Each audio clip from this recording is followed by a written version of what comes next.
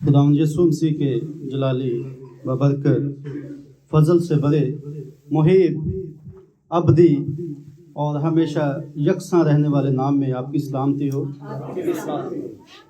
तो मैं अपने पास्टर भाई अकरम का शुक्रगुजार हूँ और खुदावंद का बेहद शुक्रगुजार हूँ कि एक बार फिर खुदावंद ने मौका दिया, पुलपट तक लेकर आया ताकि उसके कलाम को आपके साथ शेयर कर सकूं। और खुदावंद की इस बात के लिए भी शुक्रगुजारी करता हूं कि उसने मुझे वो मददगार बख्शा है। जैसा कि हमने चंद दिन पहले दो मददगार के बारे में कलाम मुकद्दस में से भाई अकरम से सुना था कि पहला मददगार जो कि पैदाइश की किताब में खुदावंद ने आदम को दिया और फिर यीशु ने कहा कि मैं तुम्हारे लिए दूसरा मददगार भेजूंगा। तो भाई अकरम ने मुझे कहा कि यीशु को जगाना पर मैसेज दें या जैसे खुदा का रूह आपको कहता है।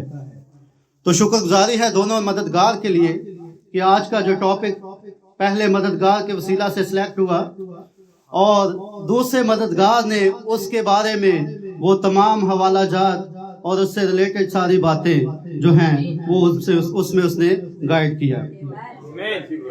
तो आए कलाम की तरफ बढ़ते हैं। अज़रा की किताब और उसका 9 बाब है और उसकी पहली 4 आयत हम अपनी हिदायत और रहनुमाई के लिए पढ़ेंगे। ये नहमिया से पीछे है और दूसरे तवारीख से आगे। अज़रा पेज नंबर 512 है बाइबल में और बाब नंबर 9 और उसकी पहली 4 आयत। खुदावंद के जिंदा पाक कलाम में से पुराने अहदनामा की किताब में से अज़रा उसका 9 बाब उसकी पहली आयत से 4 आयत तक पढ़ेंगे। खुदावंद के जिंदा पाक कलाम में से, जब ये सब काम हो चुके तो सरदारों ने मेरे पास आकर कहा कि इस्राएल के लोग और काहिन और लावी इन अतराफ की कौमों से अलग नहीं रहे, क्योंकि किनानियों और हितियों और फ्रीजियों और यबूसियों और अमोनियों और मोआबियों और मिस्रियों और अमोरियों के नफरती काम करते हैं। चुनाचे उन्होंने अपने और अपने बेटों के लिए उनकी बेटियां ली हैं, सो मुकद्दस नस्ल इन अतराफ की कौमों के साथ खलत मलत हो गई और सरदारों और हाकिमों का हाथ इस बदकारी में सबसे बड़ा हुआ है। जब मैंने ये बात सुनी तो अपने दराहन और अपनी चादर को चाक किया और सर और दाढ़ी के बाल नोचे और हैरान हो बैठा। तब वो सब जो इस्राएल के खुदा की बातों से कामते थे असीरों की इस बदकारी के बाइस मेरे पास जमा हुए और मैं शाम की कुर्बानी तक हैरान बैठा रहा। खुदावंद के पाक कलाम पढ़े और सुन जान पर खुदावंद की बरकत हो। खुदावंद का शुक्र हो। खुदावंद का शुक्र। आए एक बार फिर अपने सर को खुदावंद की हज़ूरी में झुकाते हैं और मुसन्नफ से बात करते हैं ताकि वो इस कलाम को समझने में हमारी रहनुमाई करें। ऐ जी मशीर खुदा का दरबदियत के बाप सलामती के शहजादे, हम दोस्ताइश तारीफ़ के लायक खुदावंद, शुक्रगुजार हूँ इस वक्त के लिए जो तूने बख्शा कि खुदावंद तेरे कलाम में से बयान करने को हूँ। खुदावंद इसमें तो मेरी मदद करना, खुदावंद तो अपने पाक रूह को अता करना ताकि खुदावंद तेरा पाक रूह हम कलाम हो और हाज़रीन जमात को भी अपने पाक रूह अता करना, क्योंकि खुदावंद तेरा पाक रूह ही है जिसके बारे में तूने कहा कि मैं तुम्हारे लिए दूसरा मददगार भेजता हूँ जो तुम्हारी रहनुमाई करेगा, जो तुम्हें वो बातें याद दिलाएगा।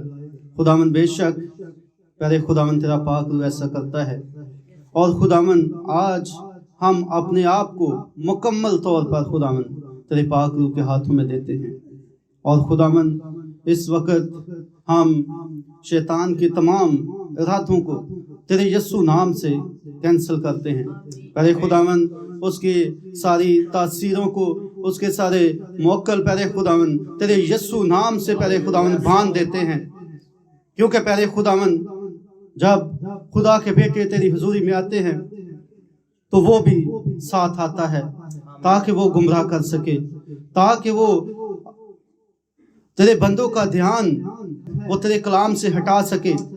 لیکن پیارے خداوند آج تیرے یسوع نام کے وسیلہ سے، تیرے یسوع نام سے ان کو باندھتا ہوں پیارے خداوند، کہ کوئی بھی اس عبادت میں پیارے خداوند ڈسٹربنس نہ ہو، بلکہ پیارے خداوند ہماری پوری کی پوری توجہ پیارے خداوند تیرے کلام پر ہو، تیری طرف ہم متوجہ ہوں، کیونکہ پیارے خداوند جب ہم تیری طرف متوجہ ہوتے ہیں تو پیارے خداوند تب ہم اس زندگی کے کلام کو حاصل کرتے ہیں۔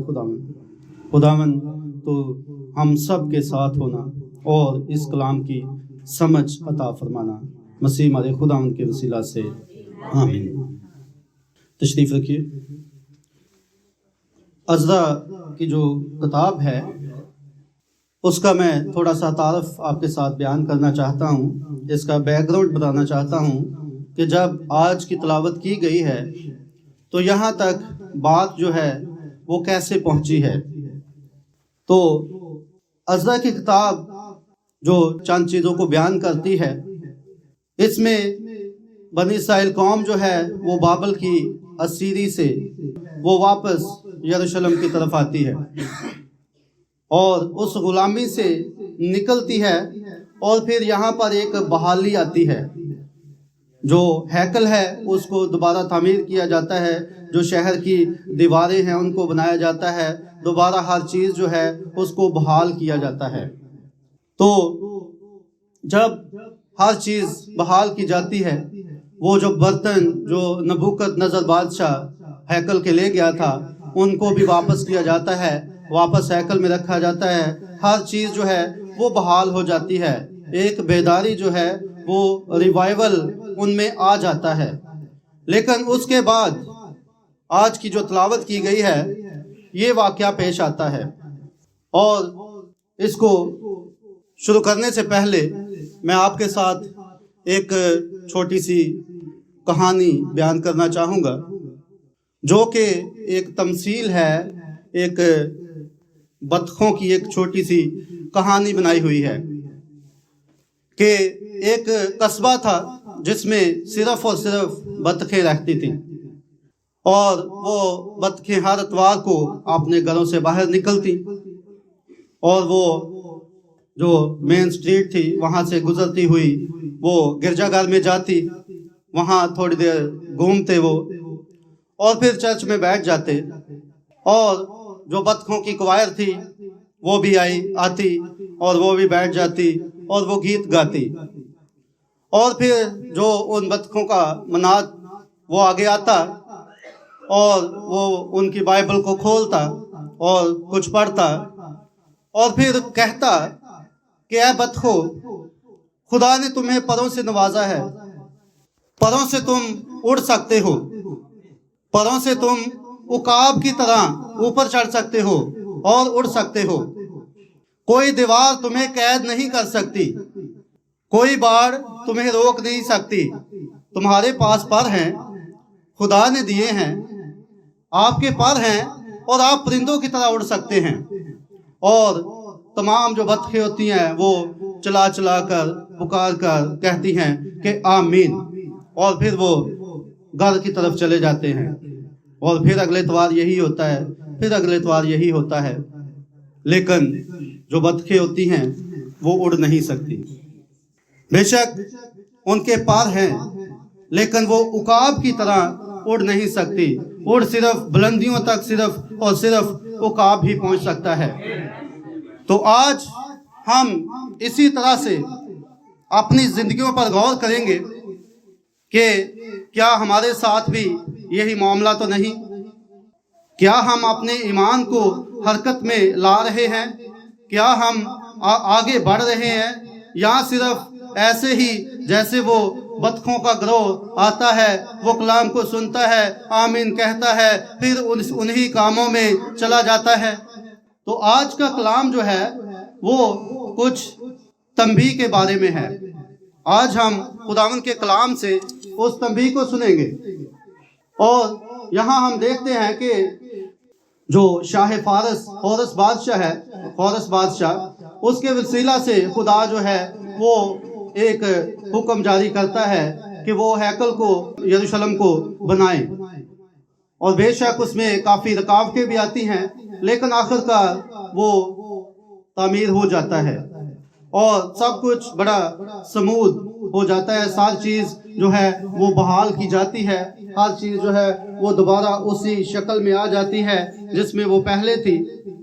लेकिन एकदम से यहाँ पर कुछ वाक़या हुआ है और मैं आपको बताना चाहूँगा कि नबी का मैसेज जो नबी ने दिया, ये एक शर्मिंदा नबी के नाम से है और ये 1956 में नबी ने प्रीच किया।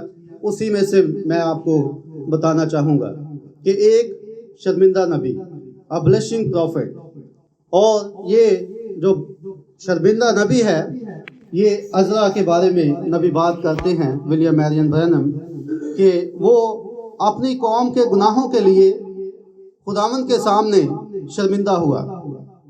तो जब आज बात आती है कि वो उन्होंने क्या किया कि सब कुछ जब हो चुका था, खुदावंद ने उनको जिस काम से मना किया हुआ था कि ये काम तुमने नहीं करने, उस कामों को दोबारा उन्होंने शुरू कर दिया है। और जो इस्राएल के लोग थे, उन्होंने गैर कौमों की बेटियों को अपने बेटों के लिए लेना शुरू कर दिया। और जब ये बात अज़रा तक पहुंचती है, उसको कुछ लोग आके बताते हैं कि इस तरह हो रहा है, तो वो इस तरह हो जाता है कि जैसे बेजान सा हो जाता है। उसके दिल में ये बात आई होगी कि इतना कुछ करने के बाद खुदा ने उन पर इतना रहम किया, एक बेदारी उनमें लेकर आया और हर एक चीज़ को बहाल किया, लेकिन फिर भी क्या हुआ? वो लोग जो है वो खुदावंद के अहकाम पर कायम नहीं रखे और उसको उस वक़्त ज़रूर गुस्सा आया होगा और उसने अपने बालों को नोचा, अपनी दाढ़ी के बालों को नोचा, अपना जो पैराहन था उसको उसने फाड़ दिया और अपने कपड़ों को, अपनी चादर को उसने फाड़ दिया। और इतना वो इस बात से शर्मिंदा हुआ कि ये क्या हो गया है।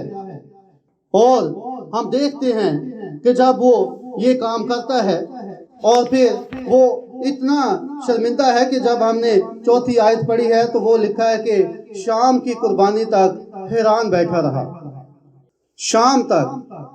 और आगे अगर हम इस बुक को पढ़ते हैं, इसी चैप्टर में आगे 10वें बाब में, तो वहाँ पे ये दिन कौन से हैं? ये दिन उनका जो है वो 9वां महीना था। और अगर हम इस महीनों की बात करें तो ये दिसंबर का महीना था और दिसंबर का महीना था और उसमें वो चौक में अपने कपड़े फाड़ कर, अपने पैराहन को चाक करके वो शर्मिंदा खड़ा है। और खड़ा किसके लिए है?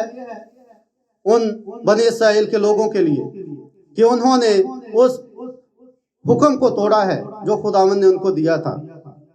हो सकता है कोई उसे कहता है कि भाई अज़रा आप क्यों परेशान होते हैं, आप तो खुदावंद के साथ ठीक हैं, आप तो खुदावंद के कलाम के साथ कायम हैं। लेकिन कहा होगा उसने कि वो अपनी कौम के लिए जो है वो शर्मिंदा है। और नबी जिस ज़माना में भी होता है वो अपने लोगों के लिए खुदावंद से रहम की ही अपील करता है और हमेशा वो लोगों के लिए दुख दर्द को रखता है। उसके दिल में लोगों के लिए जो है वो कुछ होता है कि वो लोगों के लिए खुदावंद के सामने खड़ा हो जाता है। तो इसी तरह अज़रा जो है वो भी खुदावंद के सामने खड़ा है, लेकिन कुछ बोल नहीं पा रहा।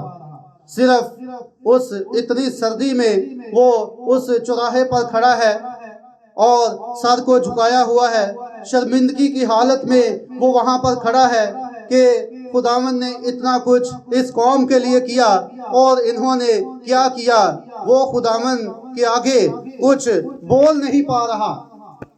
اگر ہم دیکھیں تو ہمارے زمانہ کا جو نبی ہے ولیم میرین برینم، کچھ ایسا اس کے ساتھ بھی ہوا تھا۔ اگر ہم ایک کوٹ پڑھتے ہیں دلہن کا انتخاب، اس میں تو وہاں پر خداوند جو ہے وہ نبی کو ایک رویا دکھاتے ہیں۔ اس رویا میں مختلف جگہوں کی، مختلف علاقوں کی جو کلیسیاں ہیں ان کی تصویر جو ہے وہ نبی کو دکھاتے ہیں۔ اگر آپ اس کو پڑھنا چاہیں تو یہ دلہن کا انتخاب کوڈ نمبر 199 ہے۔ تو اس میں جبکہ ہم جو ہے وہ ایشیا میں رہ رہے ہیں تو ایشیا کی دلہن کو بھی خدا نے نبی کو دکھایا، تو ہم اپنے علاقے کی جو اپنا ایشیا ہے اس کی دلہن کے بارے میں ہی صرف پڑھیں گے، باقی امریکہ کی دلہن اور باقی جگہوں کی کلیسیا بھی خداوند نے نبی کو دکھائیں، لیکن میں ایشیا کی کلیسیا کے بارے میں پڑھنا چاہوں گا۔ کوڈ نمبر 99 ہے، اس کے چلے جانے کے کچھ دیر بعد خدا نے کہا اب جدید زمانے کی کلیسیا کا منظر سامنے آئے گا، اور وہاں ایشیائی کلیسیا نظر آتی ہے۔ میں نے اتنا گندا گروہ کبھی نہیں دیکھا تھا۔ نبی کہتے ہیں کہ میں نے اتنا گندا گروہ کبھی نہیں دیکھا تھا۔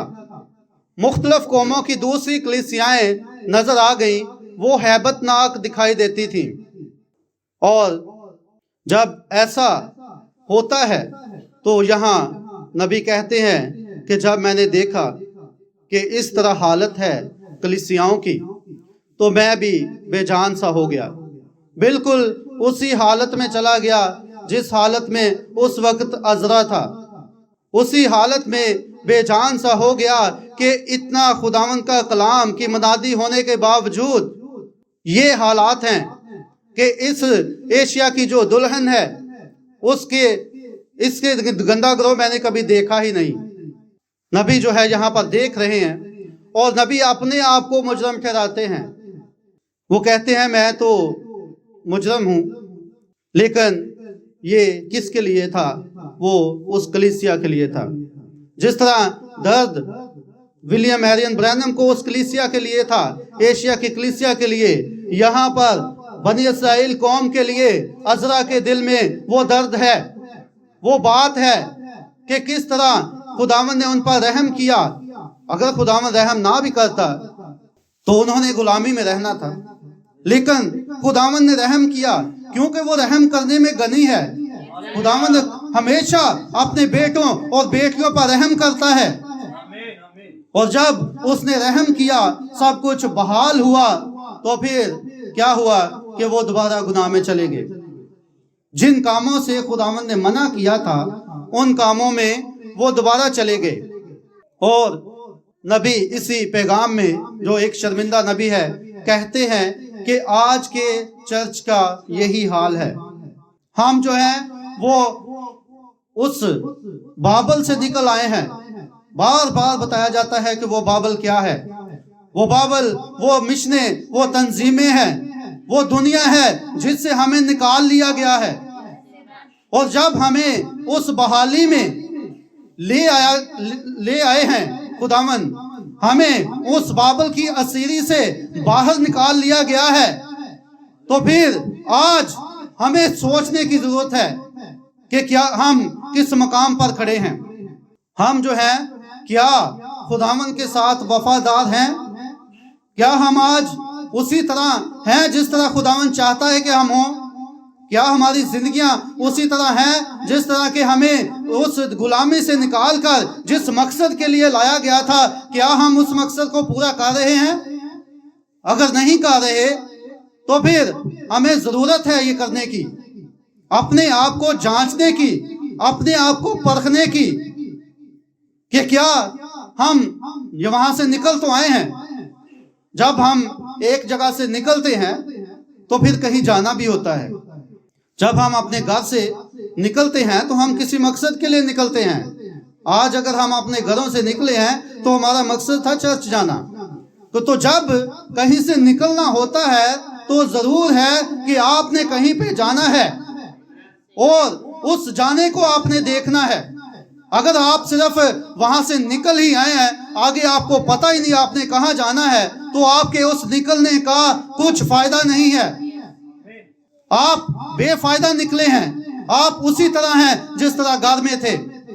آپ نکلنے سے بہتر ہے کہ نکلتے ہی نہ. لیکن اگر نکل چکے ہیں تو پھر اپنی منزل کو دیکھیں, اس مقصد کو دیکھیں جس کے لیے نکلے ہیں. اور یہی بحالی کا پیغام ہمارے زمانے میں آیا ہے. اس بحالی کے پیغام کو ہم نے قبول کر لیا ہے. اس کو ہم نے زمانہ کے نبی کو اور اس زمانہ کے کلام کو قبول کر لیا ہے, اور ہم اپنے آپ کو بلیور کہتے ہیں. ہم ریپچر کا شور مچاتے ہیں. لیکن آج ایک سوال ہے کہ ریپچر ابھی تک ہوا کیوں نہیں ہوا؟ God bless you. یہی بات ہے. خداوند کا بندہ کہتا ہے پیغام ہے مسیح خدا کے ظہور کا بید ہے. اس کا کوڈ نمبر 240 ہے. اس میں نبی کہتے ہیں کہ اگر کلیسیا اپنے مقام کو جان لے تو ریپچر ہو جائے گا. تو اس کا مطلب ہے کہ ہم نے ابھی تک اپنے مقام کو جانا ہی نہیں, کیونکہ نبی ایسے ہی نہیں بات کرتا. اگر نبی نے ایسا کہہ دیا ہے کہ جب کلیسیا اپنے مقام کو جان لے گی, تیاری کر لے گی, تو ریپچر ہو جائے گا. تو اگر ریپچر نہیں ہوا تو اس کی وجہ یہی ہے کہ ابھی تک ہم نے اپنے اس مقام کو نہیں پہچانا. ہم نے اپنے آپ کو اس جگہ پر رکھا ہی نہیں. ہم اس تیاری تک پہنچے ہی نہیں کہ جہاں پہ ریپچر ہو جائے. اور ہم بھی شاید اس بنی اسرائیل قوم کی طرح, جیسے نبی نے رویا میں ایشیا کی کلیسیا کو دیکھا, شاید ہم بھی ابھی تک اسی کی طرح ہیں. تو آج ہمیں اپنی زندگیوں پر غور کرنا ہے. آج ہمیں اپنے آپ کو جانچنا ہے کہ ابھی تک کیا ہم میں کیا کمیاں باقی ہیں. کیا وجہ ہے کہ آج تک ابھی ریپچر نہیں ہوا. صرف اور صرف ریپچر کا شور مچانے سے کچھ نہیں ہوگا. صرف اور صرف یہ کہنے سے میں خدا کی دلہن ہوں, میں ریپچر میں جاؤں گا, اس طرح ہوگا, ایسا جو ہے اس کا کچھ فائدہ نہیں جب تک ہم اپنے ماحول کو, اپنے اندر کے ماحول کو چینج نہیں کریں. ہر کوئی اپنے اندر کے ماحول کو جانتا ہوتا ہے. ہر کوئی اپنی زندگی کو جانتا ہوتا ہے. اور آج آپ کے لیے بھی یہ موقع ہے. شاید خداوند کے کلام آج جو ہمارے لیے ہے وہ یہی ہے. اسی لیے ہے ابھی ہم نئے سال میں داخل ہوئے ہیں, تو شاید اس نئے سال میں خداوند چاہتا ہے کہ ہم اپنے آپ پر غور کریں, اپنی زندگیوں پر غور کریں, اور وہ اس مقام تک پہنچ جائیں, اس مقام کو جان لیں جس کو ہم جان لیں گے تو ریپچر ہو جائے گا. تو آج اس بات پر سوچیں کہ ایک طرف ہم ریپچر کو لے کر بڑا شور مچاتے ہیں, اور دوسری طرف ہم اپنی زندگیوں میں کیا کام کر رہے ہیں, اور ہم کن کاموں میں ہیں, اور کیوں ریپچر نہیں ہو رہا. بے شک خداوند جو ہے وہ کچھ دیر کر رہا ہے, اور اس دیر کی وجہ کیا ہے؟ یہی وجہ ہے کہ کلیسیا ابھی تیار نہیں ہے, دلہن ابھی تیار نہیں ہے, اس نے اپنے مقام کو نہیں پہچانا. اور آج جو ہم نے تلاوت کی ہے, عزرا وہاں پہ ایک دعا کرتا ہے جب وہ صبح سے کھڑا ہے. صبح ہو گئی, دوپہر ہو گئی, شام ہو گئی, شام تک وہ لکھا ہے کہ شام کی قربانی تک حیران بیٹھا رہا. وہ ایک لفظ بھی نہیں بول پایا. وہ اتنا شرمندہ ہے اپنی قوم کے کاموں پر کہ یہ ایک دم سے کیا ہو گیا, اتنی بیداری کے بعد کیا ہو گیا. اور جیسا میں نے کہا کہ دسمبر کا مہینہ تھا, تو وہ بیٹھا ہے, اپنے کپڑے پھاڑے ہیں, اور اگر کسی نے پوچھا ہوگا کہ عزرا تمہیں ٹھنڈ نہ لگ جائے, تو اس نے کیا کہا ہوگا کہ جو میرے اندر آگ جل رہی ہے یہ ٹھنڈ کیا کرے گی. پھر کیا ہوتا ہے کہ جب شام کی قربانی کا وقت آتا ہے، آگے 5ویں آیت ہے، اور عزرا کہتا ہے کہ شام کی قربانی کے وقت میں اپنا پھٹا پیراہن پہنے اور اپنی پھٹی چادر اوڑھے اپنی شرمندگی کی حالت سے میں اٹھا اور اپنے گھٹنوں پر گر کر خداوند اپنے خدا کی طرف اپنے ہاتھ پھیلائے اور کہا، اے میرے خدا، میں شرمندہ ہوں اور تیری طرف اے خداوند اپنا منہ اٹھاتے مجھے لاج آتی ہے۔ خداوند کی طرف منہ کرتے بھی عزرا کو شرم آ رہی ہے، اور وہ کس لیے؟ بنی اسرائیل کے گناہوں کی وجہ سے۔ اور کہتا ہے کیونکہ ہمارے گناہ بڑھتے بڑھتے ہمارے سر سے بلند ہو گئے اور ہماری خطا کاری آسمان تک پہنچ گئی ہے۔ اپنے باپ دادا کے وقت سے آج تک ہم بڑے خطا کار رہے، اور اپنی بدکاری کے باعث ہم اور ہمارے بادشاہ اور ہمارے کاہن اور ملکوں کے بادشاہ اور تلوار اور اسیری اور غارت اور شرمندگی کے حوالے ہوئے ہیں، جیسا آج کے دن ہے۔ اب تھوڑے دنوں سے خداوند ہمارے خدا کی طرف سے ہم پر فضل ہوا ہے، تاکہ ہمارا کچھ بقیہ بچ نکلنے کو چھوٹے، اور اس کے مکان مقدس میں ہم کو ایک کونٹی ملے، اور ہمارا خدا ہماری آنکھیں روشن کرے اور ہماری غلامی میں ہم کو کچھ تازگی بخشے، کیونکہ ہم تو غلام ہیں، پر ہمارے خدا نے ہماری غلامی میں ہم کو چھوڑا نہیں، بلکہ ہم کو تازگی بخشنے اور خدا کے گھر کو بنانے اور ان کھنڈروں کو مرمت کرنے اور یہودا اور یروشلم میں ہم کو شہر پناہ دینے کو فارس کے بادشاہوں کے سامنے ہم پر رحمت کی۔ اور خداوند نے رحم کیا اس غلامی میں خداوند نے ان کو نہیں چھوڑا تھا، بلکہ رحم کر کے وہاں سے نکالا۔ صرف نکالا ہی نہیں، ایسی بحالی آئی کہ ہیکل دوبارہ بن گئی، شہر یروشلم دوبارہ بن گیا۔ اور ایسی بحالی کے بعد وہ دعا میں ہے، وہ کہہ رہا ہے، اور اب اے ہمارے خدا، ہم اس کے بعد کیا کہیں، کیونکہ ہم نے تیرے حکموں کو ترک کر دیا ہے، جو تو نے اپنے خادموں یعنی نبیوں کی معرفت فرمائے کہ وہ ملک جسے تم میراث میں لینے کو جاتے ہو اور ملکوں کی قوموں کی نجاست اور نفرتی کاموں کے سبب سے ناپاک ملک ہے، کیونکہ انہوں نے اپنی ناپاکی سے اس کو اس سرے تک بھر دیا ہے۔ اب اس 11ویں آیت پر غور کرنے کی ضرورت ہے۔ یہ اس کی دعا کا حصہ ہے۔ یہاں پہ وہ کہتا ہے کہ تو نے اپنے خادموں یعنی نبیوں کی معرفت فرمائے، جو اس کے حکم تھے، کہ وہ ملک جسے تم میراث میں لینے جاتے ہو اور ملکوں کی قوموں کی نجاست اور نفرتی کاموں کے سبب سے ناپاک ملک ہے، کیونکہ انہوں نے اپنی ناپاکی سے اس کو اس سرے تک بھر دیا۔ اور یہاں پہ ہمیں وہ بات یاد آتی ہے کہ جب ملک مصر سے بنی اسرائیل کو نکالا گیا تھا، اور وہاں پہ خداوند نے اپنے بندہ موسیٰ کے ذریعے ان کو حکم دیے تھے، اور یہاں پہ وہ کہہ رہا ہے کہ جو نبیوں کی معرفت حکم دیے تھے، اور اس ملک میں جو ملک کنعان تھا، وہاں کی قوم جو ہے اس کو خداوند نکال رہا تھا اور بنی اسرائیل قوم کو وہ ملک دے رہا تھا۔ اب ایسا کیا تھا کہ خداوند اس قوم کو مار رہا تھا، اس قوم کو وہاں سے نکال رہا تھا اور بنی اسرائیل کو وہاں پہ رکھ رہا تھا۔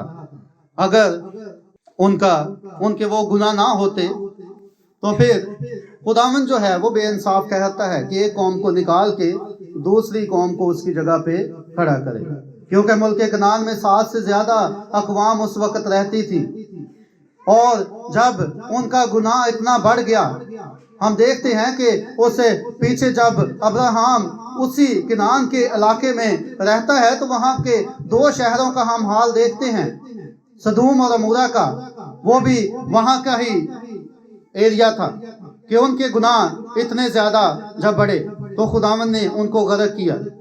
اور اسی طرح جب ملک کنعان میں جو قومیں رہتی تھیں وہ اتنا گناہ ان کا بڑھ گیا تھا کہ خداوند کو ان کو بھی برباد کرنا پڑا، اور ان کی جگہ پھر بنی اسرائیل قوم کو لے کر آیا، اور ان کے جو گناہ تھے وہ خداوند نے کہا کہ تم ان میں شریک نہ ہونا، جو گناہ وہ کرتے ہیں ان میں شریک نہ ہونا، کیونکہ ان کے گناہوں کی وجہ سے ان کو اس ملک سے ہٹا دیا گیا ہے، اور تمہیں میں اس ملک میں لے کر آ رہا ہوں، اور اگر تم بھی ویسے ہی گناہ کرو گے تو تم بھی قائم نہیں رہ سکتے۔ اور اگر ہم ان گناہوں کی لسٹ کو دیکھنا چاہتے ہیں تو احبار کی کتاب اس کا 20 باب ہے، وہاں پر ان گناہوں کی پوری لسٹ دی گئی ہے جو وہ گناہ کرتے تھے، اور خدا نے بنی اسرائیل قوم سے کہا کہ یہ گناہ تم نہیں کرو گے، اگر تم نے کیے تو تمہارا انجام بھی ایسا ہو سکتا ہے۔ اگر ہم دیکھنا چاہتے ہیں تو ابھی لائٹ تو نہیں ہے، میں ہی پڑھ دیتا ہوں کہ 20واں باب ہے احبار کا، اور اس کی پہلی آیت اگر ہم دیکھتے ہیں تو سب سے پہلا گناہ خداوند کیا کہتا ہے کہ پھر خداوند نے موسیٰ سے کہا تو بنی اسرائیل سے یہ بھی کہہ دے کہ بنی اسرائیل میں سے یا ان پردیسیوں میں سے جو اسرائیل کے درمیان بود و باش کرتے ہیں، جو کوئی شخص اپنی اولاد میں سے کسی کو مولک کی نظر کرے وہ ضرور جان سے مارا جائے، اہل ملک اسے سنسار کرے۔ پہلا جو گناہ ہے وہ اپنے بچوں کو غیر معبودوں کے آگے قربان کرنا، اپنے بچوں کو جو ہے جیسے مولک کا یہاں پر ذکر ہے اس بت کے سامنے قربان کرنا۔ تو قربان کرنے کا مطلب صرف یہی نہیں کہ اس کو ذبح کر دینا، کہ بت کے سامنے لا کے اسے ذبح کر دینا۔ آج اگر ہم اپنے بچوں کو گناہ میں رہنے دیتے ہیں، آج اگر ہم اپنے بچوں کو شیطان کے حوالے کر دیتے ہیں، اس کی تنبیہ نہیں کرتے، اس کو خدا کے کلام کے بارے میں نہیں سکھاتے، تو پھر ہم اسے قربان کر رہے ہیں۔ آج سوچنے کا وقت ہے، آج سوچیں، ان باتوں پر سوچیں کہ ہم کس مقام پر کھڑے ہیں، اور اگر ہم اپنے بچوں کی تنبیہ نہیں کر رہے، نبی کہتا ہے کہ اگر آپ کا بچہ سڑک پر کھڑا ہو، ٹریفک چل رہی ہو، تو آپ کی محبت اس طرح ہے کہ آپ اس کو وہاں سے ہٹائیں گے۔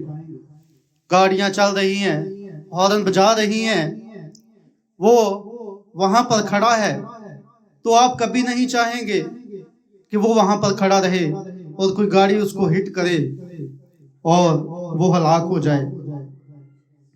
یہاں تک کہ آپ اگر اس کو پکڑ کر سائیڈ پہ کرتے ہیں اور وہ پھر وہاں چلا جاتا ہے، تو پھر آپ کو اس کے ساتھ زبردستی کرنی پڑتی ہے۔ ہو سکتا ہے کہ اسے ایک تھپڑ لگانا پڑے اس کی تنبیہ کے لیے، لیکن آپ اس کو وہاں پر نہیں رہنے دیں گے۔ ہمیں آج ضرورت ہے تنبیہ کرنے کی، آج ہمیں ضرورت ہے ان چیزوں سے اپنے بچوں کو، اپنے جوانوں کو باہر نکالنے کی، کہ ہم لے تو آئے ہیں ان کو باہر مشن و تنظیموں سے، ہم ان کو بحالی کی طرف تو لے آئے ہیں، لیکن کیا ہم ان کی اس معاملے میں تربیت کر رہے ہیں؟ کہ جیسے نبی نے جنگلی کتے کی بھی بات کی کہ وہ پیچھے پڑا ہوا ہے کہ کاٹے، خداوند کا کلام بھی کہتا ہے کہ وہ شیر ببر کی طرح داڑتا پھرتا ہے کہ کس کو کھائے۔ تو کیا ہم اپنے آپ کو، اپنے بچوں کو ان سے محفوظ کر پائیں گے؟ آج ہمیں اپنی زندگیوں پر غور کرنے کی ضرورت ہے۔ آج ہمیں اس بات کو اپنی زندگیوں میں لینا ہے، اور ہم آگے بڑھتے ہیں۔ یہاں 20واں باب پورا ان کے گناہوں کی لسٹ سے بھرا ہے، اور یہاں پہ ہر ایک چیز بتا دی گئی کہ یہ ان کے گناہ تھے جن کی وجہ سے ان کو وہاں سے ہٹایا گیا ہے۔ لیکن तुम इन गुनाहों में कभी ना पड़ना। इसके बाद हम छठी आयत को देखते हैं। छठी आयत में लिखा है, और जो शख्स जन्नात के यारों और जादूगरों के पास जाए कि उनकी पैरवी में ज़िना करे, मैं उसका मुखालिफ हूँगा और उसे उसकी कौम में से काट डालूंगा। यहाँ पर देखें एक और बात कि जन्नात के यारों और जादूगरों के पास जाए, जादू टूने वालों के पास, दरबारों पे और इस तरह के कामों में पड़े, तो खुदावंद कहता है कि मैं उसे कौम में से काट डालूंगा। जिस तरह किनान की कौम को काट डाला, इसी तरह खुदावंद बनी इसराइल को भी कहता है कि ये उनका गुनाह था, तो इसमें ना पड़ना। अगर हम 9वीं आयत को देखते हैं तो यहाँ पर लिखा है कि जो कोई अपने बाप या अपनी माँ पर लानत करे, वो जरूर जान से मारा जाए। उसने अपने बाप या माँ पर लानत की है, सो उसका खून उसी की गर्दन पर होगा। आज देखें कि जो बच्चे हैं वो वालिदैन के लिए ये यहाँ पर लानत लिखा है। लानत नहीं तो कम अज कम ये तो जरूर होगा कि नाफरमानी करते हैं। वो नाफरमानी एक लानत के बराबर है। जब आप किसी की बात पर गौर नहीं करते, आपको कोई तंबीह कर रहा है, आप उसको नहीं मानते, तो फिर आप उसकी बात को रद्द कर रहे हैं, आप उसकी बात पर कोई तवज्जो नहीं दे रहे, तो वो उस पर लानत भेजने के बराबर ही है कि तू जो मर्जी कहता रहे, मैं अपनी मर्जी करूंगा। तो खुदावन कहता है कि जो कोई अपने माँ बाप पर लानत करे, वो जरूर जान से मारा जाए। और अगला हम देखते हैं 10वीं आयत, वहां पे लिखा है कि जो शख्स दूसरे की बीवी से यानी अपनी हमसाया की बीवी से ना करे, वो जानी और जानिया दोनों जरूर जान से मार डाले जाए। और इसी तरह आगे देखते जाए, वो बहुत सारे गुनाहों की लिस्ट है और उसी वजह से वो कौम कायम ना रह सकी। और अगर वो कौम ना कायम रह सकी, तो फिर जिसको उनकी जगह पे लाया गया, अगर वो उन गुनाहों में पड़ेंगे तो क्या वो कायम रह सकेंगे?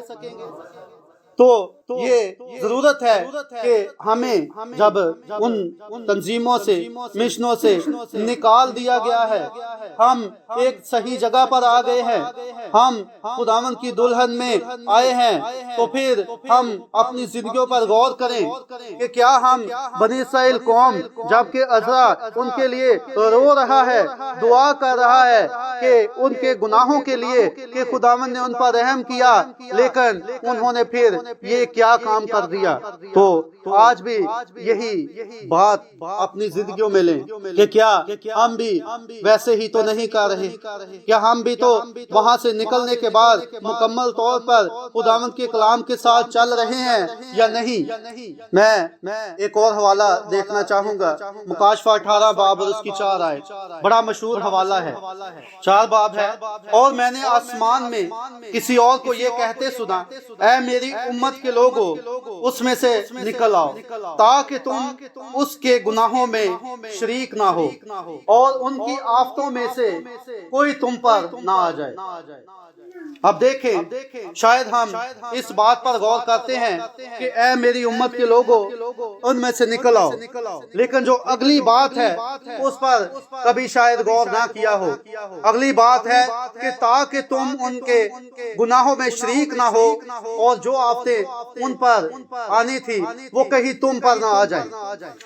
तो यहाँ पर भी वही बात की गई है कि तुम उनसे निकल तो आओ, लेकिन उसके बाद, निकलने के बाद फिर दोबारा उनके गुनाहों में शरीक ना हो। देखें, आफतें उनकी है, अजाब उनका है, सजा उनकी है, लेकिन अगर आप उनके गुनाहों में शरीक होते हैं निकलने के बाद, तो फिर वही आफतें आप पर भी आ सकती हैं। ये आयत हमें क्लियर कट बता रही है कि वो आफतें आप पर आ सकती हैं, आप उनकी आफतों में शरीक हो सकते हैं अगर आप उनके गुनाहों में शरीक हुए तो। تو پھر ہمیں مکمل طور پر جو ہے اگر ہم باہر نکل آئے ہیں تو مکمل طور پر ان کے گناہوں سے بھی نکلنا ہے. ان کے گناہوں میں ہم نے شریک نہیں رہنا. ہمارے کام تبدیل ہونے چاہیے. ہمیں وہ تبدیلی نظر آنی چاہیے جو خداوند چاہتا ہے. اور اگر آج ہمیں وہ نہیں نظر آ رہی تو پھر ہم انہی گناہوں میں شریک ہو رہے ہیں اور پھر جو آفتیں ان پر آنی ہیں وہ ہم پر بھی آئیں گی. اور اگر ہم نہیں چاہتے کہ وہ آفتیں ہم پر آئیں تو پھر ہم اپنے آپ کو پرکھیں, اپنے آپ کو ٹٹولیں, اپنے آپ کو جو ہے وہ چیک کریں کہ کیا ہم نکلنے کے بعد واقعی ان کاموں میں شریک نہیں ہیں. تو اگر ہم شریک ہیں تو پھر جتنی جلدی ہو سکے ان کاموں سے باہر آ جائیں. جتنی جلدی ممکن ہو آپ واپس خدا کی طرف مکمل طور پر آ جائیں. جو دلہن کا انتخاب پیغام ہے وہاں پر نبی جو آخری آدھا گھنٹہ ہے اس میں لاس اینجلس اور ہالی ووڈ کے بارے میں بات کرتے ہیں اور اس کے بارے میں ساری بات کرتے ہیں کہ وہ جو ہے اس پر خدا کی لعنت ہے, خدا کی عدالت ہے ان پر. اور ہم جو چیزیں ہمیں اکثر آتی ہیں, یہ جو گناہ ہم نے پڑھے ہیں جو کہ کنعان کی قوم کے لوگوں کے تھے, بے شک چند پڑھے گئے ہیں لیکن اگر آپ سارے پڑھیں گے تو بہت سارے ہیں. آج ہم دیکھتے ہیں کہ وہ سارے کے سارے گناہ پائے جا رہے ہیں. آج ہم دیکھتے ہیں کہ وہ ہر جگہ ایک اگر ہم دیکھیں تو یوٹیوب پر اور باقی چیزوں پر وہ کلپس کی شکل میں جو ہے وہ ہمیں دکھائے جاتے ہیں اور ان کو مذاق میں وہی گناہ جو ہے وہ دکھائے جاتے ہیں اور ہم وہ ان کو دیکھتے ہیں اور جب ان کو دیکھتے ہیں اور ان پر ہنستے ہیں اور ہم اس میں شریک ہو جاتے ہیں. جو نبی کہتا ہے کہ وہ لعنت ہالی ووڈ پر ہے, ہالی ووڈ وہ نبی وہاں امریکہ میں تھے تو وہاں کا ہالی ووڈ ہے, بالی ووڈ انڈیا اور لالی ووڈ پاکستان, تو یہ ساری چیزیں جو ہیں اس پر خدا کی لعنت ہے. اور اگر آپ ان میں شامل ہوتے ہیں تو پھر وہ آپ پر بھی ہوگی, آپ بھی انہی آفتوں کا شکار ہوں گے جن کا وہ ہوں گے. اور اس کو کبھی بھی کسی نے اچھا نہیں کہا. شیطان جو ہوتا ہے وہ گمراہ کرتا ہے, پہلے وہ بڑی چیز اچھی لگتی ہے لیکن اینڈ پہ وہ وہی چیز جو ہے وہ ہلاکت کا باعث بنتی ہے. یہ موبائل جب شروع ہوا تھا کیا تھا؟ ایک دوسرے سے رابطہ کرنے کے لیے, اس کو فائدہ کے لیے دیا گیا, اس کو اس مقصد کے لیے دیا گیا کہ دور دراز بیٹھ کر بھی ہم ایک دوسرے سے رابطے میں رہیں. لیکن کیا ہوا؟ جیسے جیسے یہ جدید ہوتا گیا, جیسے جیسے آگے نئی ٹیکنالوجی آتی گئی, آج میرا خیال ہے کہ اس موبائل میں اتنا کچھ ہے اور اتنی وہ غلاظتیں ہیں, اتنی وہ گندگی ہے سوشل میڈیا پر اور ہر ایک چیز پر کہ اس کو سارے لوگ بڑے شوق سے دیکھتے ہیں. وہی جو جن باتوں سے خدا نے منع کیا ہے انہی باتوں کو وہاں دیکھ کر ہنسا جاتا ہے, اس کو ٹھٹھے کیے جاتے ہیں, مذاق کیا جاتا ہے اور وہ ہم جب دیکھتے ہیں اس میں ہم اپنا حصہ ڈالتے ہیں اور ہم ان کے گناہوں میں شریک ہو جاتے ہیں. یہ ساری چیزیں جو ہے خداوند ان سے منع کرتا ہے. موبائل جو ہے ضروری نہیں کہ انہی مقاصد کے لیے استعمال ہو. بہرحال ایک بات کہتے ہیں کہ خدا نے موسیٰ سے کہا کہ تمہارے ہاتھ میں کیا ہے, تو اس کے ہاتھ میں لاٹھی تھی. اگر آپ کے پاس یہ موبائل ہے تو دیکھا یہ جائے گا کہ آپ اس کو کس مقصد کے لیے استعمال کر رہے ہیں, آپ اس کو کس کام کے لیے استعمال کر رہے ہیں. کیا یہ آپ اس کو اپنی ہلاکت کے لیے استعمال کر رہے ہیں یا آپ اسے اپنے فائدے کے لیے استعمال کر رہے ہیں؟ اس میں دونوں چیزیں پائی جاتی ہیں. اور اسی طرح ہمیں بہت ساری باتیں ہیں جن پر غور کرنے کی ضرورت ہے. اپنی زندگی کے ایک ایک پہلو پر غور کرنے کی ضرورت ہے کہ کیا ہم بابل سے نکل کر جب ہم اس میسج میں آ گئے ہیں, اس پیغام میں آ گئے ہیں, کیا ہم واقعی اس طرح ہیں جس طرح خداوند ہم سے چاہتا ہے؟ شاید کوئی کہہ دے کہ میں تو بہت پرفیکٹ ہوں, میں تو سدوم عمورہ والا سے باہر آ گیا ہوں. لیکن سوال پھر وہی آتا ہے کہ اگر ہم تیاری میں ہیں, اگر ہم نے اپنے مقام کو دیکھ لیا ہے, اپنے مقام کو جان لیا ہے, پہچان لیا ہے, تو پھر ریپچر کیوں نہیں ہوا؟ اور وجہ یہی ہے کہ ابھی تک نہیں جانا گیا۔ ہمیں جاننے کی ضرورت ہے۔ اگر ہم اسی سٹوری کو آگے تھوڑا سا لے کر چلیں تو جب عزرا دعا کر رہا ہے تو 10ویں باب کی پہلی آیت میں کیا ہوتا ہے کہ جب عزرا خدا کے گھر کے آگے رو رو کر اور اوندے منہ کر کے دعا کر رہا تھا اور اقرار کر رہا تھا تو اسرائیل میں سے مردوں اور عورتوں اور بچوں کی ایک بہت بڑی جماعت اس کے پاس فراہم ہو گئی اور لوگ پھوٹ پھوٹ کر رو رہے تھے۔ اب دیکھیں ایک بندے نے شروعات کی، خداوند کے آگے جھکا، رو رو کر دعا کی ان کے گناہوں کے لیے۔ تو ایسا ہوا کہ اس بنی اسرائیل کی جماعت میں سے بھی کچھ مرد، عورتیں اور بچے جو ہیں وہ ایک جماعت کی صورت میں اس کے چوگرد اکٹھے ہو گئے، اور جب وہ اکٹھے ہو گئے تو وہ بھی پھوٹ پھوٹ کر رونے لگے، وہ بھی خدا سے دعا کرنے لگے۔ اور جب وہ دعا کرنے لگے تو آگے وہ عزرا کو کہتے ہیں کہ اب تو یہ ہو چکا ہے، ہم اس کو صحیح کریں گے، اور صحیح کریں گے تو یہ ایک دن کا کام نہیں ہے، ہم اس پر کام شروع کرتے ہیں۔ اور جب آگے ان کو اکٹھا کیا جاتا ہے اس مقصد کے لیے تو لکھا ہے کہ ایک تو دسمبر کا مہینہ تھا اور دوسرا وہاں پر بڑی تیز بارش ہو رہی تھی اور وہ بارش کے اندر کھڑے ہوئے تھے۔ اور پھر 16ویں آیت میں اس کا نتیجہ نکلتا ہے، 16ویں آیت 10ویں باب کی، وہاں پر لکھا ہے کہ پر اسیری کے لوگوں نے ویسا ہی کیا، اور عزرا کاہن اور آبائی خاندانوں کے سرداروں میں سے بعض اپنے اپنے اور آبائی خاندان کی طرف سے سب نام بنام الگ کیے گئے۔ وہ 10ویں مہینے کی پہلی تاریخ کو اس بات کی تحقیقات کے لیے بیٹھے، وہ 10ویں مہینے کی پہلی تاریخ کو بیٹھ کے تحقیقات کرنے کہ کون ہے جس نے غیر قوم کی لڑکی سے شادی کی ہے، کون جو ہے وہ لے کر آیا ہے، دوسرے لفظوں میں کون ہے جو دوسری قوموں کے گناہوں میں شریک ہوا ہے، کون ہے جو جہاں سے نکلا ہے انہی کے گناہوں میں دوبارہ شریک ہوا ہے۔ تو آج سے ہی ہم شروع کر لیں کہ ہم اپنے آپ پر غور کریں کہ کیا میں جہاں سے نکلا ہوں پھر انہی گناہوں میں تو نہیں ہوں۔ اور یہ 10ویں مہینے کی پہلی تاریخ کو یہ تحقیقات شروع کرتے ہیں اور لکھا ہے کہ پہلے مہینے کے پہلے دن تک ان سب مردوں کے معاملہ کا فیصلہ کیا جنہوں نے اجنبی عورتیں بیاہ لی تھی، اور پہلے مہینے کے پہلے دن ان کا سارا فیصلہ جو ہے تھا وہ ہو چکا تھا، اور یہ 10ویں مہینے سے شروع ہو کر پہلے مہینے تک 10واں 11واں اور 12واں 3 مہینوں میں انہوں نے وہ سارے جو غلطیاں ہو چکی تھی ان سے وہ جو ہے ان کو صاف کر دیا تھا انہوں نے۔ اور ان کا یہ پہلا مہینہ، پہلے مہینے کے پہلے دن ان کا نیا سال تھا، پہلا مہینہ تھا اور پہلے دن ہی انہوں نے سارا کچھ جو ہے وہ کریکٹ کر لیا تھا۔ اور ہمارا بھی یہ شروعات ہوئی ہے اس سال کی، 2 ہفتے گزرے ہیں اس سال کو، تو ہمیں بھی ضرورت ہے، انہوں نے 10ویں مہینے سے شروع کیا اور پہلے مہینے تک، تو ہم پہلے مہینے سے شروع کریں اور آہستہ آہستہ ان تمام باتوں سے دور ہو جائیں جو خداوند کو ناپسند ہیں۔ اور جب ہم ان باتوں سے دور ہو جائیں گے، جب ہم اپنے مقام کو جان لیں گے تو ضرور وہ ریپچر ہو جائے گا جس کا ہمارے ساتھ وعدہ کیا گیا ہے۔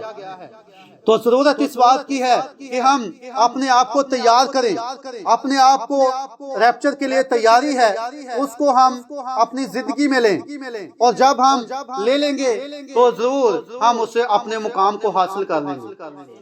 جو نبی نے کہا کہ جب کلیسیا اپنے مقام کو جان لے گی تو وہ ریپچر ہو جائے گا۔ تو ہمیں کرنا کیا ہے؟ ہمیں وہ تمام رکاوٹیں دور کرنی ہیں جو کہ ریپچر میں دیر کر رہی ہیں۔ ہمیں اپنی زندگیوں سے وہ تمام چیزیں نکالنی ہیں جن کی وجہ سے ہمارا ریپچر لیٹ ہو رہا ہے۔ اور ہمیں جو ہے اسی طرح چلنا ہے جس طرح خداوند کہتا ہے۔ ایک آخری حوالہ دیکھیں گے، اس کے بعد ہم کلوز کریں گے اس کو۔ متی کی انجیل نکالیں گے، اس کا 18واں باب ہے اور اس کی 8 آیت، 8ویں اور 9ویں آیت۔ یہاں پر خداوند کے کلام میں لکھا ہے، پس اگر تیرا ہاتھ یا تیرا پاؤں تجھے ٹھوکر کھلائے تو اسے کاٹ کر اپنے پاس سے پھینک دے۔ ٹنڈا یا لگڑا ہو کر زندگی میں داخل ہونا تیرے لیے اس سے بہتر ہے 2 ہاتھ یا 2 پاؤں رکھتا ہوا تو ہمیشہ کی آگ میں ڈالا جائے۔ اور اگر تیری آنکھ تجھے ٹھوکر کھلائے تو اسے نکال کر اپنے پاس سے پھینک دے۔ کانا ہو کر زندگی میں داخل ہونا تیرے لیے اس سے بہتر ہے کہ 2 آنکھیں رکھتا ہوا تو آتش جہنم میں ڈالا جائے۔ آمین۔ تو یہاں پر ہم ان 2 آیات کے مطلب کو سمجھیں کہ خداوند ہمیں کیا کہنا چاہ رہا ہے۔ اگر ہم اس کو اسی طرح لیں تو جس طرح لکھا ہے کہ اگر تیری آنکھ تجھے ٹھوکر کھلائے تو اسے نکال کر اپنے پاس سے پھینک دے، تو میرا خیال ہے ہر ایک کی آنکھ اسے ٹھوکر کھلاتی ہے، تو پھر تو سب کی آنکھیں نکال دی جائیں۔ لیکن ہم نے اس کے مطلب کو سمجھنا ہے کہ خداوند اس میں ہمیں کیا بتانا چاہ رہا ہے، اس آیت کا مطلب کیا ہے۔ اور اس کا مطلب ہم دیکھتے ہیں کہ جو آنکھ ہے وہ دیکھنے کا کام کرتی ہے، اور وہ جو ہم دیکھتے ہیں اس کے بارے میں بات ہو رہی ہے کہ ہم کن چیزوں کو دیکھتے ہیں، اور ہمیں ان چیزوں کو ریموو کرنا ہے اپنی زندگی سے، جو چیزیں ہمیں ٹھوکر کھلاتی ہیں۔ اگر ہم اپنا ٹائم ضائع کرتے ہیں ایسے کلپس دیکھنے میں، ایسی ویڈیوز دیکھنے میں، آج کل تو ہر چیز میں وہ شارٹس ڈال دیے گئے ہیں، فیس بک پر آپ کو ریلز ملیں گی ٹک ٹاک کی طرح، اور اس میں یوٹیوب میں بھی اب شارٹس ڈال دیے ہیں۔ ہر جگہ آپ کو وہ چیزیں، وہ شیطان کی طرف سے وہ چکر جو ہے اس میں آپ کو ڈالا گیا ہے۔ میں خود بھی اس طرح تھا، پہلے میں ایک دیکھتا تھا، وہ انٹرسٹنگ ہوتا تھا، پھر اگلا، پھر اگلا، پھر اگلا، پتہ ہی نہیں چلتا تھا 1 گھنٹہ گزر گیا۔ اور یہی ٹائم اگر خدا کو دیا جاتا، کوئی پیغام پڑھ لیتے، بائبل پڑھ لیتے تو کتنا اچھا ہوتا۔ تو یہ چیزیں جو ہیں ان سے اپنے آپ کو ہٹانا ہے۔ دیکھنے کا مطلب، آنکھ نکالنے کا مطلب وہ منظر اپنے سامنے سے ہٹانا ہے جو آپ کو ٹھوکر کھلا رہا ہے، اس چیز کو اپنی زندگی سے دور کرنا ہے۔ آپ دیکھیں اب وقت جو ہے وہ قریب ہے، وقت کم ہے ہمارے پاس۔ اب یہاں پہ وہ نہیں ہے کہ ہم انتظار کرتے رہے، کوئی نہیں، اگلے سال، اگلے مہینے، اگلے ہفتے، اگلے دن ہم تبدیل ہو جائیں گے۔ یہی وقت ہے تبدیل ہونے کا، یہی وقت ہے۔ جو چیزیں آپ کو ٹھوکر کھلا رہی ہیں ابھی سے ان کو ہٹانے کی ضرورت ہے، کیونکہ یہ ریپچر کا معاملہ ہے۔ ریپچر انفرادی ہے اور اس میں ہم کمپرومائز نہیں کر سکتے۔ اگر ہمیں وہ جو یوٹیوب ہے یا جو بھی میڈیا ہے، اگر تو ہمیں ہمارے ریپچر میں وہ رکاوٹ نہیں ہے تو ٹھیک ہے، اگر تو آپ اس پہ پیغامات سنتے ہیں تو پھر ٹھیک ہے، اگر آپ اس میں ایسی چیزوں کو دیکھتے ہیں جو آپ کے ریپچر میں رکاوٹ نہیں ہے تو ٹھیک ہے، لیکن اگر وہ چیزیں دیکھتے ہیں جو آپ کے ریپچر میں رکاوٹ بن رہی ہیں تو پھر اس کو اپنے آپ سے دور کرنے کی ضرورت ہے۔ پھر آپ کو اس یوٹیوب کو ڈس ایبل کرنے کی ضرورت ہے، پھر آپ کو اپنی زندگی سے اسے نکالنے کی ضرورت ہے۔ تو اپنی زندگیوں پر غور کریں۔ وہ گناہ جو تھے کنعان کے، وہ خدا نے گنوائے۔ اب جیسے ہر ایک چیز کی لیٹسٹ شکل آ گئی ہے، ان گناہوں کی بھی لیٹسٹ شکل آ گئی ہے۔ ہمیں پتہ نہیں چلتا کب ہم ان میں شامل ہو جاتے ہیں، ہمیں پتہ نہیں چلتا کب ہم ان کی آفتوں میں شریک ہو جاتے ہیں۔ اور کہا گیا ہے کہ اے میری امت کے لوگوں، ان سے باہر آ جاؤ، اور جب باہر آ گئے ہیں تو ان کے گناہوں میں شریک نہ ہو۔ ہم دونوں طرف تو نہیں رہ سکتے کہ ان سے باہر بھی آ گئے ہیں، ان کے گناہوں میں بھی شریک رہیں، پھر تو ضرور ہے کہ ہم ان کی آفتوں میں بھی شریک ہوں۔ تو اس لیے آج فیصلہ لیں، آج فیصلے کا دن ہے۔ جس طرح انہوں نے سال کے شروع میں فیصلہ لیا اور اس بنی اسرائیل سے گناہوں کو دور کیا، آج ہم بھی اپنی زندگیوں میں یہ فیصلہ لیں اور ایک ایک کر کے آہستہ آہستہ جیسے بھی کوئی کر سکتا ہے اپنی زندگی سے ان گناہوں کو دور کرے، تاکہ پھر ہم جو ہے وہ ریپچر میں جا سکے اور اس میں کوئی بھی رکاوٹ باقی نہ رہے۔ اور جس طرح عزرا اپنی قوم کے لیے درد رکھتا ہے، وہ دعا کر رہا ہے، خداوند کے آگے گڑ گڑا رہا ہے، رو رہا ہے، تو اس کی وہ دعا سنی گئی اور لوگ اکٹھے ہو گئے، لوگ جو ہیں وہ اس میں اس کے ساتھ ملے اور انہوں نے وہ کام شروع کیا۔ اگر ہم اسی پیغام میں سے شرمندہ نبی میں سے ایک کوڈ صرف پڑھوں گا، اس کے بعد ختم کر رہا ہوں، ٹائم کافی ہو گیا۔ اس میں کوڈ نمبر 7 ہے، 7 to 10۔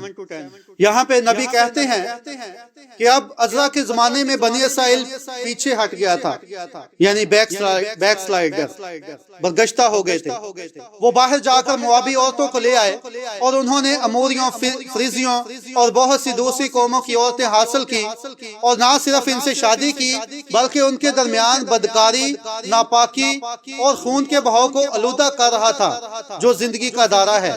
اور یہ کیسی تصویر ہے جو آج ہمارے گرجا گھروں کی ہے، جس طرح سے وہ پرانے زمانے کی کٹائی کی لکیر سے دور ہو رہے تھے جو خدا نے کلیسیا کے لیے رکھی تھی، وہ اصول جن پر ہمیں زندگی گزارنی تھی۔ چرچ دنیا کے ساتھ زنا کر رہا ہے، یہ دنیا میں آ گیا ہے اور دنیا میں جلنا شروع ہو گیا ہے۔ اب اس نے نبی کو اس قدر شرمندہ کر دیا تھا کہ جب وہ خدا کے سامنے آیا تو اپنے چہرے پر شرمندگی لیے ہوئے تھا، جس کے بارے میں اس نے پہلی بار سنا تھا، اور اس نے اپنی قوم کے اخلاقی زوال کو دیکھا تھا۔ اس نے اسے اتنا نقصان پہنچایا جب تک کہ اس نے بیٹھ کر اپنے آپ کو مسح کیا، اپنے بال اور داڑھی کو نوچ لیا اور دعا میں خدا کے سامنے بھاری دل ہو گیا۔ اور جب شام کی قربانی پیش کی گئی تو ہیکل میں گیا اور گھٹنوں کے بل گر کر لوگوں کے گناہوں کے لیے خدا کے سامنے شرمندہ ہوا۔ اب خدا کے لوگوں کے لیے شرمندہ ہوا، یہ کوئی وہ شرابیوں کے لیے وہ خدا سے دعا نہیں کر رہا تھا، وہ کوئی ایسے لوگوں کے لیے جو پہلے ہی گناہ میں ہیں ان کے لیے وہ نہیں رو رہا تھا، یہ ان کے لیے رو رہا تھا جو بیداری میں آ چکے تھے، وہ چنے ہوئے تھے جن کے لیے وہ رو رہا تھا۔ اور آگے نبی کہتا ہے یہی بات کہ وہ شراب پینے والوں کے لیے شرمندہ نہیں تھا، اگرچہ یہ جتنا بھی برا ہے، لیکن وہ شرمندہ ہو گیا کیونکہ منتخب لوگوں نے گناہ کیا۔ اور آج ہمیں جس چیز کی ضرورت ہے وہ کچھ اور انبیاء، کچھ اور ایسے لوگ جن کے دلوں میں کافی خدا موجود ہو، تاکہ وہ خدا کے حضور ان لوگوں کے گناہوں کے لیے شرمندہ ہو جائیں جو اپنے آپ کو خدا کے لوگ کہتے ہیں، جیسا کہ وہ کر رہے ہیں۔ اس مقام پر کتنی رسوائی لے کر آئے ہیں ہمارے لوگوں کا اخلاق۔ نبی کہتے ہیں کہ جب ہم دیکھتے ہیں کہ خدا کے بندے کا وہ اتنا مخلص ہوتا جب تک وہ اپنے چہرے پر اپنے ہاتھ ہوا میں اٹھائے خدا سے دعا کر رہا ہو اور لوگوں کی بدکاری کی وجہ سے شرمندہ ہو، تو آپ ایک حیات نو کا آغاز دیکھیں گے، جیسے ہم نے بنی اسرائیل میں بھی وہ بیداری کو دیکھا کہ جب عزرا دعا میں چلا گیا تو وہاں پر ایک بیداری آئی، وہ گناہ جو ان میں شامل ہوا تھا وہ نکلا۔ اور اسی طرح آج بھی ایسے لوگوں کی ضرورت ہے، ایسے بندوں کی ضرورت ہے، ایسے بہنوں بھائیوں کی ضرورت ہے، ایسے بزرگوں کی ضرورت ہے جو کہ خدا کے سامنے اپنی قوم کے لیے دعا میں ٹھہر جائیں۔ آج وہ اپنی قوم کے گناہوں کے لیے خدا سے رحم کی اپیل کریں، عزرا بن جائیں، تاکہ جس قوم کے جو گناہ ہیں وہ معاف ہوں اور وہ گناہوں سے نکل کر اس زندگی میں آ جائیں، اپنے مقام کو جان لے، اور جب اپنے مقام کو جان لے تو پھر ہم اپنے حقیقی گھر جا سکے۔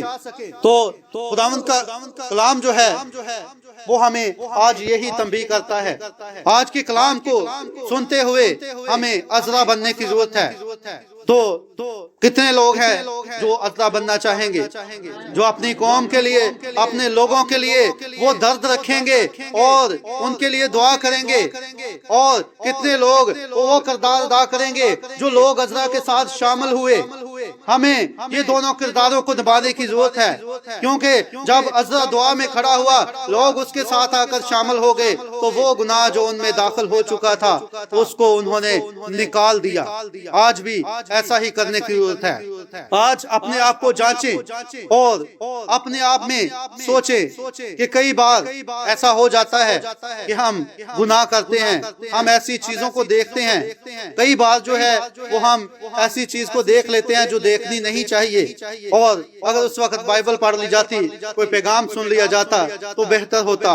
آج ہم خداوند کے سامنے گڑ گڑائیں، خداوند کے سامنے معافی مانگے تاکہ ہماری معافی ہو اور ہم عزرا کی طرح جو ہے وہ اپنی قوم کے لیے برکت کا باعث بنے اور اپنی قوم کو گناہوں سے نکالنے والے بنے اور اس ریپچر میں لے جانے والے بنے۔ God bless you all.